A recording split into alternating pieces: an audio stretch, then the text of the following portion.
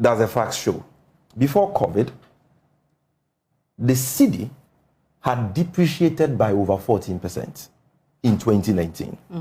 In fact, if you read paragraph 61 of the NPP's own 2020 mid-year budget, this is what it says. Ken Ofori-Atta, on behalf of President Akufo-Addo, says that in the year to December 2019, that was before COVID, the Ghana cedi cumulatively depreciated by 12.9% against the US dollar, compared with 8.4% depreciation in 2018 against the British pound. Now it says against the British pound and euro, the Ghana cedi cumulatively depreciated by 15.7%, okay, and 12.2% respectively.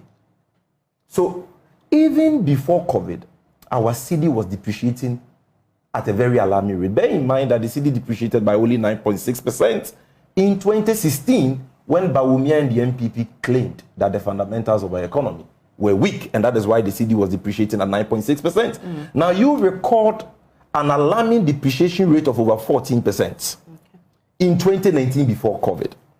So much so that President Akufo-Addo had to set up a 40-member committee, you remember, to investigate the reasons for the depreciation of the cedi. Had we recorded COVID-19 as at that time? The answer is no. So COVID is not the reason for our weak national currency. But it has No, in fact, COVID rather strengthened it because it slowed down economic activity in 2020 and reduced the demand for dollar. In 2020, you realize that the cedi performed much better than it did in 2019. But it's so, only pay cedi attention. that makes out for the economy. So I have given you the first indicator because Dr. Bawumia, don't forget, told you in opposition that if you want to know the strength of the fundamentals of every economy, the most important barometer is the exchange rate. That is why I'm starting with the exchange rate depreciation. You understand? 9.6% depreciation in 2016, 14% depreciation in 2019 before COVID. The public debt, which is our bane today, had increased from 120 billion as of December 2016, when the actual NDC Mahama administration was leaving office, to 225 billion cedis as at March 2020. A nominal increase of 105 billion cedis, okay? And in terms of debt to GDP ratio, we had increased from 56% of debt to GDP ratio to 64% in 2019. If you added the Dache and ESLA debts, debt to GDP ratio was already heading to 70% before COVID. What does that tell you? What that tells you is that before COVID, we were already borrowing recklessly. The figures say so.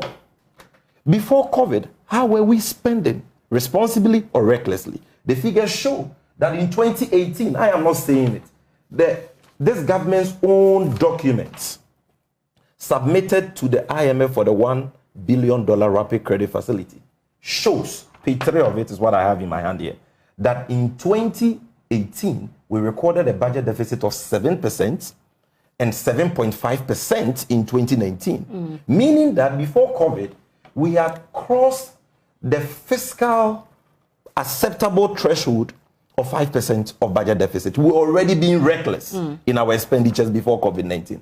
Again, before COVID, our debt service amount had increased from 14 billion cedis in 2016 to 37 billion in 2019 and constituted 91% of tax revenue. In other words, we're using about 91% of our tax revenue as a country to service our debt before COVID. Before COVID, Aisha, the real sector was already on the decline. The manufacturing sector, which grew by 7.9% in the year 2016 under President Mahama. And today I want to give you evidence of every figure I give you. They speak and rattle figures without any evidence. I'm going to demonstrate to you that he has peddled falsehood even on this platform. Now, this is Appendix 1A of the 2023 budget statement. And then you check the growth figures for the real sector. Before COVID, manufacturing sector grew 7.9. You've seen that, right? Now, 2019, 6.3%. There was a decline. Construction sector under President Mahama, 2016, 8.4%. Now, before COVID, 2019, negative 4.4%. Now, it is therefore not true that our economy was the toast of the world. Everything was rosy with our economy. But the president admitted that the economy is in crisis. No, I am saying that the claim that everything was well with our economy before COVID struck is palpable falsehood. And I've demonstrated that to you with incontrovertible facts.